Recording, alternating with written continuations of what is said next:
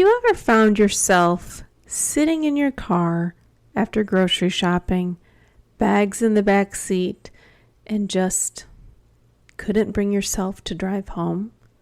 Like your body and mind are telling you, not yet. Maybe it's not about the groceries at all. Maybe it's the noise, the chaos, the endless expectations waiting behind the door.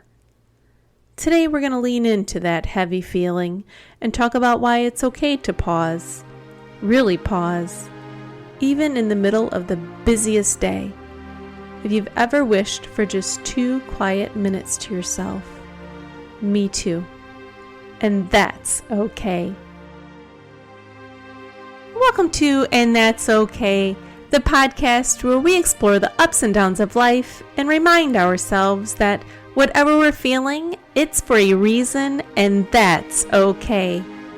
I'm Lisa Renee Scott, your host and a passionate believer that every feeling matters and every step forward counts. Each week, we'll dive into real-life challenges, share relatable experiences, and offer actionable steps to help you navigate through it all. Before we jump in, I want to remind you that I'm not a licensed doctor or therapist. I'm here to share experiences and insights that have worked for me and others like me. Hello, friends, and welcome back to And That's Okay. You know, sometimes life doesn't just knock us down in the big dramatic moments. Sometimes it's right there in the middle of the most ordinary afternoon. I want to talk about a moment many of us have felt, but don't often say out loud or even share. When you're sitting in your car after grocery shopping, the bags waiting in the back seat, but you're too overwhelmed to even drive home. Maybe your body is exhausted, or your mind feels like it's running in circles, or the thought of stepping back inside your house feels like too much right now. If that's ever been you, just sitting there, caught between moving forward and wanting to stay still, I want you to know that's okay. You just went for a couple of things: milk, eggs, maybe something simple for dinner tonight. You navigated the crowded aisles, did the whole cart shuffle maneuver, and dodged the slow walkers who seem to take their time like they're on a leisurely stroll, and played the ever-stressful self-checkout or cashier game. You know, the one where you're slightly debating whether scanning your own groceries is worth the risk of messing up or holding up a line. You made it out in one piece. Bags are in the back seat, breathing a little sigh of relief. You shut the car door, started the engine, and then nothing. You're just sitting there. No motivation to drive, no mental energy to go home. And here's the truth.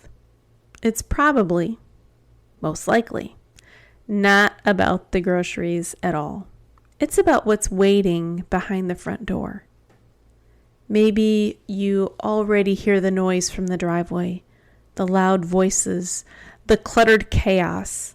The dog, excited and impatient, will need to be let out the second you cross the threshold. Someone, maybe a kid, a partner, a roommate, will ask, "What's for dinner?" before you even have a chance to set the bags down. The laundry from 2 days ago still sits in the dryer, a small reminder of everything else piling up. Your phone buzzes, the messages and emails you haven't answered, deadlines you're worried about, and the endless to-do list you're already behind on. It's not just stuff. It's the invisible weight, the emotional exhaustion, the overwhelming feelings, and the quiet pressure to keep it up and keep it together. Sometimes, all you really need is 2 minutes. 2 minutes where no one needs anything from you. 2 minutes where you can just be. No roles to play, no problems to solve, no expectations to meet. Because stepping back inside isn't just walking through a door. It's stepping back into the ongoing demands of life. And sometimes You just need to sit with that pause. We live in a world that glorifies productivity, the hustle, and the constant movement. We're told, keep going, push through, get it done. But what if the real strength lies in stopping and honoring the moment you need to pause and breathe? That grocery parking lot moment is a quiet rebellion against the idea that your worth is tied to what you accomplish. It's a reminder that you're human, full of complex feelings, limits, and needs. And embracing that pause means giving yourself permission to feel, to reset, and to show up as your whole self when you walk through that door. Not just the parts everyone else expects. I have some action steps, of course. 1, let's claim that 2 minutes. Before you leave the parking lot, say to yourself, this is my 2 minutes. This isn't just about taking a quick break. It's a deliberate act of kindness to yourself. Closing your eyes, taking a deep breath, and letting your shoulders drop. It signals to your nervous system that it's safe to relax.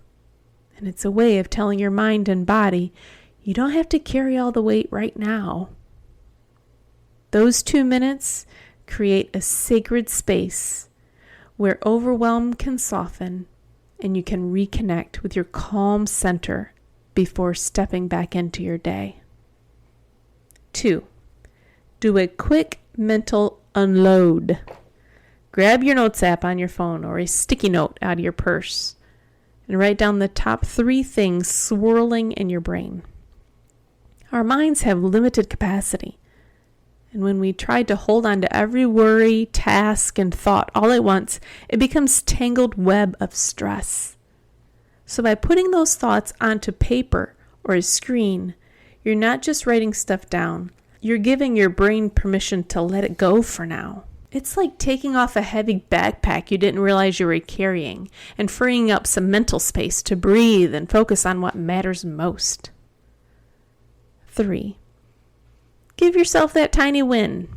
Sip of your water, eat the granola bar you just bought, and turn on your favorite song before driving away. Sometimes when you're overwhelmed, even the smallest tasks can feel impossible. That's why these tiny wins matter so much. They're signals to your brain that you can take care of yourself even in the small ways. And celebrating these moments rewires your mind to notice and appreciate progress, no matter how small. And that builds momentum to keep going with more confidence and kindness toward yourself. So next time you're sitting in your car, staring out the windshield and letting the world wait for a few more minutes, remember, that's okay. I'd love to hear your parking lot pause moments. Snap a quick pic of your view from the driver's seat and tag me. Let's show each other that these little pauses really do matter. Thanks for tuning in to this episode of And That's Okay. I hope you found our discussion insightful and that you're leaving with some practical steps to apply in your own life.